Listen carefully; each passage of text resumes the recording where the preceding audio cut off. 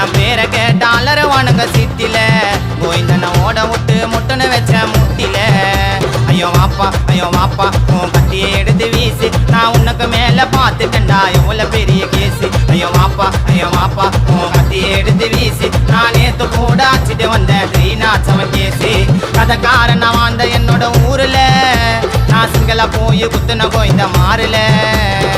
மாமா ஜானே